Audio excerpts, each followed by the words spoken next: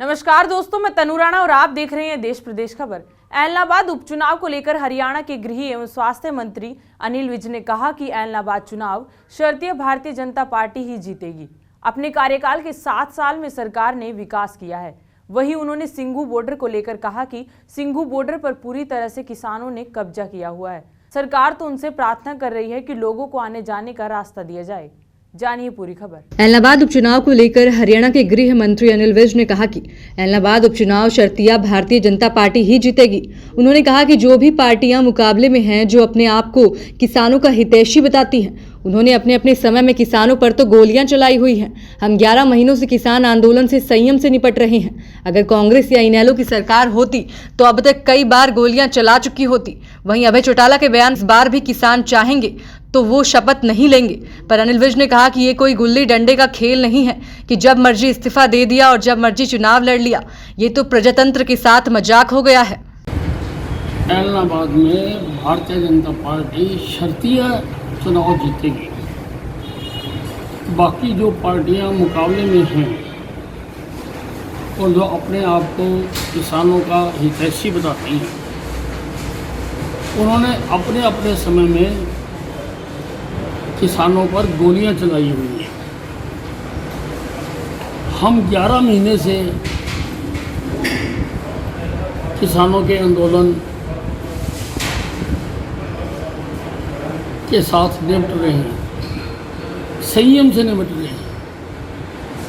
अगर इन पार्टियों की सरकार होती, कांग्रेस की चाहे इनेलो की होती, तो अब तक कई बार गोली चल चुकी होती। और किसानों के लिए जितना प्रधानमंत्री नरेंद्र मोदी जी ने किया है, जितना हरियाणा की सरकार ने किया है, उतना आज तक किसी ने नहीं किया। लोग इस सच्चाई को जानते हैं।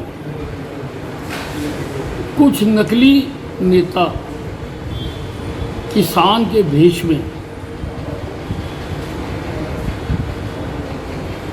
शोर मचाने की कोशिश करते हैं, लेकिन जनता हकीकत समझ चुकी है। दोस्तों, अर्जुन चौटाला ने कहा है कि अगर इस बार भी किसान चाहेंगे तो अभय सिंह चौटाला शपथ नहीं लेंगे। नहीं, ये कोई गुल्ली डंडे का खेल हो गया। जब मर्जी इस्तीफा दे दो, जब मर्जी चुनाव लड़ लो। ये तो प्रजातंत्र का मजाक हो गया, लोगों के साथ खिलवाड़ हो गया। आप एक बात कहते हैं और त्याग पत्र देते हैं, अपनी बात पर पूरा नहीं उतरते और फिर चुनाव लड़ते हैं और फिर ऐसी बात कहते हैं। प्रजातंत्र का मजाक मत उड़ाओ।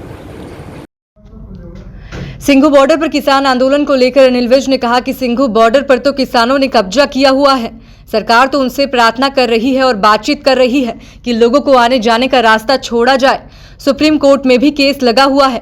इस नाते बातचीत का दौर जरूर चल रहा है। इस सरकार तो कुछ भी नहीं कर रही। सिंधु बॉर्डर पर तो पूरी तरह से किसानों ने कब्जा किया हुआ है। उनसे प्रार्थना जरूर कर रही है, बातचीत जरूर कर रही है कि लोगों को आने जाने का रास्ता छोड़ा जाए। और सुप्रीम कोर्ट में भी वो केस लगा हुआ है। इस नाते बातचीत का दौर जरूर चल रहा है। प्रदेश में फैल रही डेंगू को लेकर हरियाणा के गृह एवं स्वास्थ्य मंत्री अनिल विज ने कहा कि जहां तक हमारे सिविल अस्पतालों के सवाल हैं, हमने सभी सुविधाएं दी हुई हैं। प्लेटलेट्स भी मुफ्त चढ़ाने के निर्देश दिए गए हैं। फॉगिंग भी की जा रही है। जहाँ तक हमारे सिविल अस्पताल की बात है, सब सुविधाएं पूरी हैं और प्लेटलेट्स भी हमने मुफ्त चढ़ाने का फैसला किया हुआ है और हम ठीक कर रहे हैं।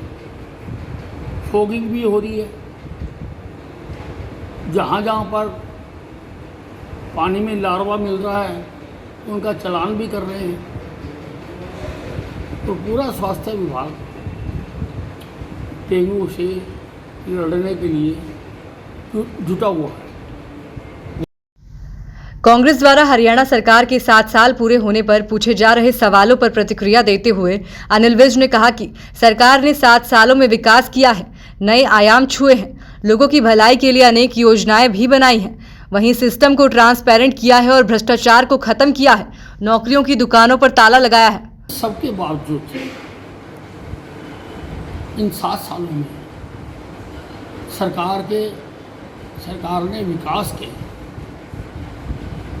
कई आयाम छुए हैं,